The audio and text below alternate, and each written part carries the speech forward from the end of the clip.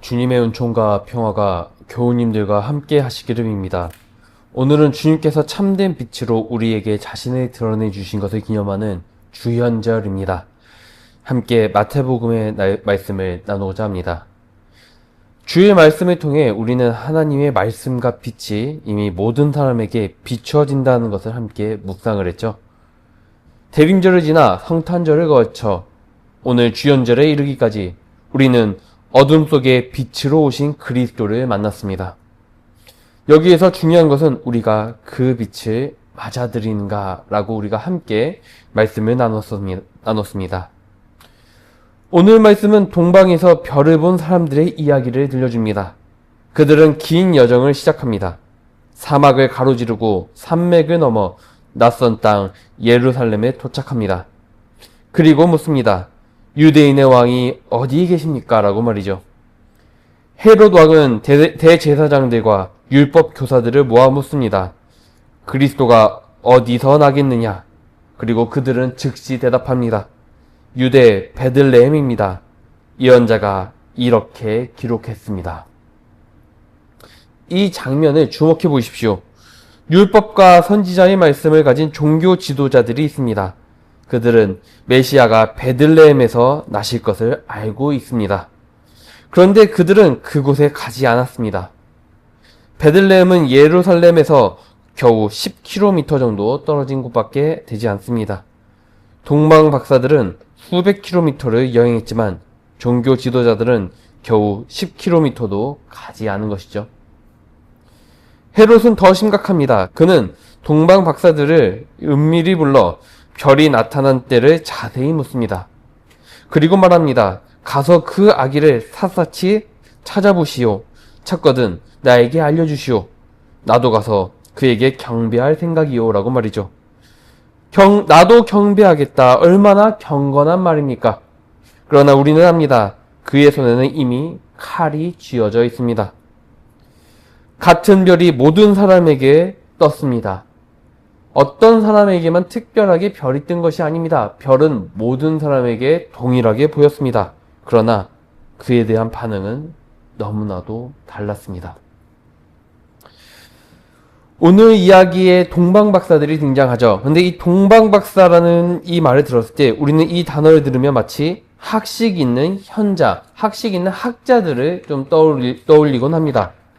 그러나 성경이 사용한 이 단어는 마고이입니다. 마고이를 번역해서 박사라고 이제 번역을 한 건데요.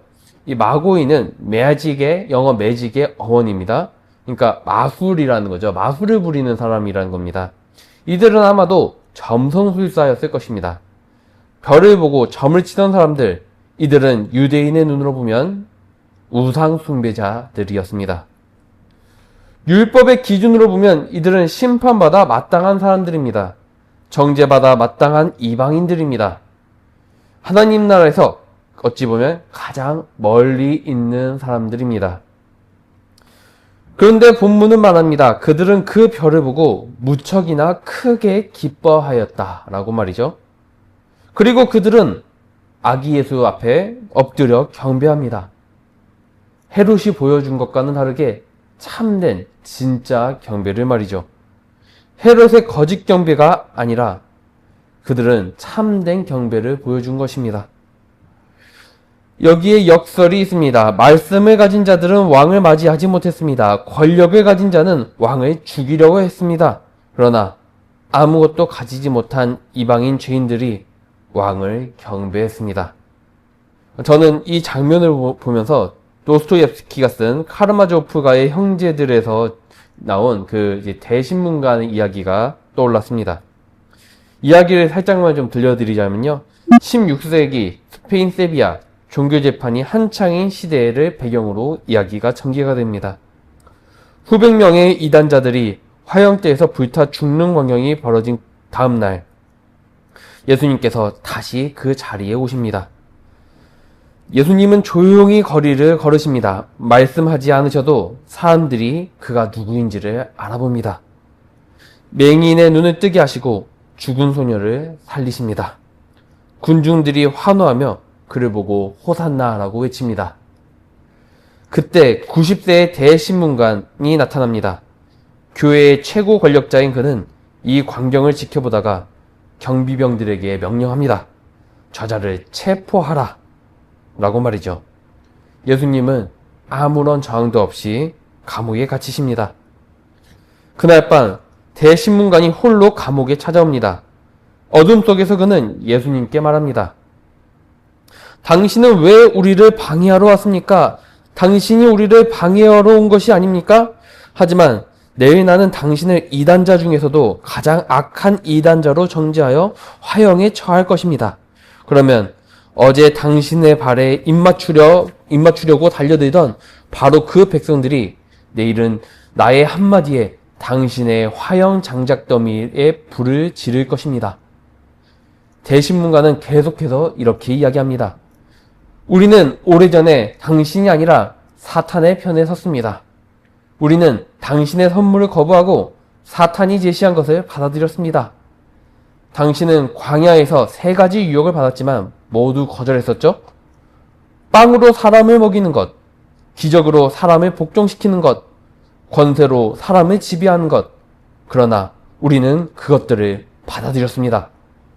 당신은 사람들에게 자유를 주었습니다. 그러나 사람들은 자유를 원하지 않습니다.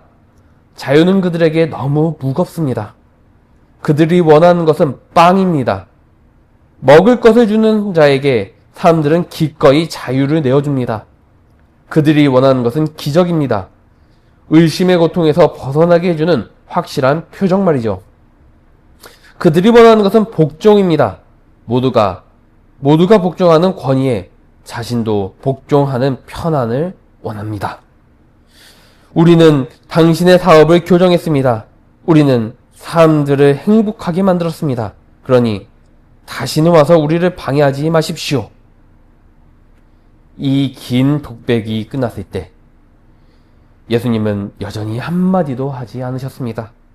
그저 조용히 일어나 그 노인에게 다가가 그의 메마른 입술에 부드럽게 입맞춤을 해주었습니다. 노인은 몸을 떨며 감옥문을 열어줍니다. 그리고 이렇게 이야기합니다. 가시오. 그리고 다시는 오지 마시오. 도스토옙스키는 19세기에 이 이야기를 썼지만 이것은 1세기 예루살렘의 이야기이기도 합니다. 그리고 21세기 우리의 이야기이기도 합니다. 예수님은 우리를 참된 빛으로 자유롭게 하셨습니다. 그런데 누군가에게는 이 자유가 위협처럼 심판처럼 여겨지기도 합니다. 헤롯에게 그랬던 것처럼 말이죠. 헤롯은 로마 제국의 후원으로 유대의 왕이 된 인물입니다. 그는 화려한 성전을 재건축했습니다. 막대한 부와 권력을 가졌습니다. 그러나 그의 영혼은 불안으로 가득했습니다. 자신의 아내를 죽이고 아들들을 죽이고 수많은 사람을 죽였습니다. 그리고 이제 베들레헴의 2살 아래 모든 산의 아이들을 학살하고자 합니다. 왜입니까? 진짜 왕이 오는 것이 두려웠기 때문입니다. 만몬에게 사로잡혀 그 안에 갇혀 있는 것을 평안으로 착각했기 때문입니다. 자유가 아니라 통제가 안전하다고 믿었기 때문입니다. 우리는 유럽의 거대하고 화려한 대성당들을 보며 감탄을 합니다. 경외감을 느끼기도 합니다. 그러나 그 성당들이 어떻게 지어졌는지 생각해 본 적이 있습니까? 면제부를 팔아 모은 돈으로 가난한 자들의 등을 휘어잡아 착취한 노동으로 수많은 사람의 자유를 억압하며 만들어진 건축물들입니다. 대신문관이 말한 것처럼 교회는 종종 예수님의 자유 대신 빵과 기적과 권세를 선택해왔습니다. 사람들을 행복하게 만들기 위해서. 그러나 그것은 진정한 행복이 아니었습니다. 자유 없는 평안, 진리 없는 안정, 사랑 없는 질서였을 뿐입니다. 그렇다면 오늘 우리는 어떻습니까? 우리도 때때로 자유보다 확실성을 원합니다. 십자가보다 성공을 원합니다. 섬김보다 권세를 원합니다. 우리 안에도 헤롯이 있고 대신문관이 있습니다. 그리고 예수님께서 우리에게 다시 오신다면 구유에 누워 계신 연약한 아기 모습으로 가난한 자들과 함께 계시는 모습으로 오신다면 우리는 그 앞에서 어떻게 반응하겠습니까? 그러나 오늘 본문이 우리에게 전하는 것은 정죄가 아니라 복음의 말씀입니다. 희망찬 말씀이죠. 동방에서 온 점술가들을 보십시오. 율법으로 보면 정죄받아 마땅한 이방인들, 하나님 나라에서 가장 먼 사람들입니다. 그들에게는 성전도 없었고 율법도 없었고 제사장도 없었습니다. 그들이 가진 것은 그들이 본 별 하나였습니다. 그리고 그 별을 따라가고자 하는 간절함이었습니다. 그들은 길을 떠났습니다. 사막을 건넜습니다. 낯선 땅에서 낯선 언어로 물었습니다. 왕이 어디에 계십니까? 라고 말이죠. 그리고 마침내 베들레헴 어느 집에서 아기를 만났습니다. 오늘 본문은 말합니다. 그들은 그 별을 보고 무척이나 크게 기뻐하였다. 이것이 주연절이 오늘 우리에게 주는 메시지입니다. 그리스도의 빛은 유대인만이 아니라 모든 민족에게 비춥니다. 의인만이 아니라 죄인에게도 비춥니다. 교회 안에 있는 자만이 아니라 교회와 거리가 먼 이들에게도 이 빛은 기꺼이 비춰주십니다. 그 빛은 그리고 지금도 비추고 있습니다. 우리가 보지 못할 뿐입니다. 우리 안에 욕망이 너무 시끄러워서 우리가 쌓아올린 체계가 너무 견고해서 보지 못할 뿐입니다. 그러나 별은 여전히 떠 있습니다. 동방 박사들은 헤롯에게 돌아가지 않았습니다. 다른 길로 돌아갑니다. 이것이 진정한 경배의 결과입니다. 경배는 우리의 삶의 방향을 바꿉니다. 권력의 길이 아닌 섬김의 길로, 축적의 길이 아닌 나눔의 길로, 통제의 길이 아닌 자유의 길로 우리를 인도하죠. 사랑하는 교우 여러분, 헤롯은 나도 경배하겠다고 말했습니다. 경건한 말이죠. 그러나 그의 손에는 여전히 칼이 쥐어져 있었습니다.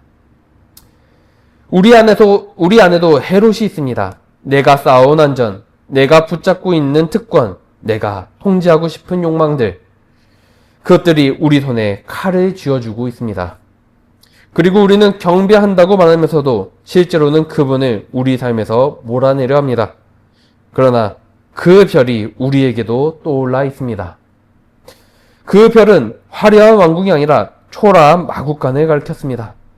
권력자가 아니라 아무런 힘이 없는 한 아기를 가르쳤습니다. 성공한 자가 아니라 약한 자를 가르쳤습니다. 지금도 그 별은 우리를 인도합니다. 어디로입니까?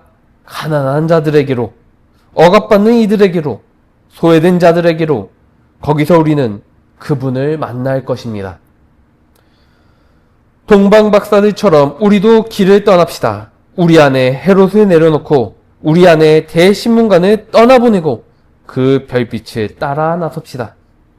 율법도 전통도 자격도 없었던 이방인들이 무척이나 크게 기뻐하며 경배할 수 있었다면 우리도 그럴 수 있습니다. 우리가 가진 것이 많지 않아도 괜찮습니다. 동방 박사들도 별 하나만 있었습니다. 우리가 완벽하지 않아도 괜찮습니다. 그들도 점쟁이였습니다. 지금 당장 내 삶이 교회와 거리가 있어도 괜찮습니다. 그들도 이방인이었습니다. 중요한 것은 그 별을 보고 길을 떠나는 것입니다. 그리고 찾았을 때 진정으로 경배하는 것입니다. 그리고 오늘 동방 박사들처럼 헤롯에게로가 아니라 다른 길로 돌아가는 것입니다. 이 주연절 절기에 우리를 자유케 하시는 그 빛을 따라 동방 박사들처럼 다른 길로 돌아가는 우리 모두가 되기를 기도합니다. 그 별빛이 우리 모두를 인도하기를, 그 기쁨이 우리 모두에게 임하기를, 그 자유가 우리 모두를 해방하기를 간절히 원합니다. 아멘.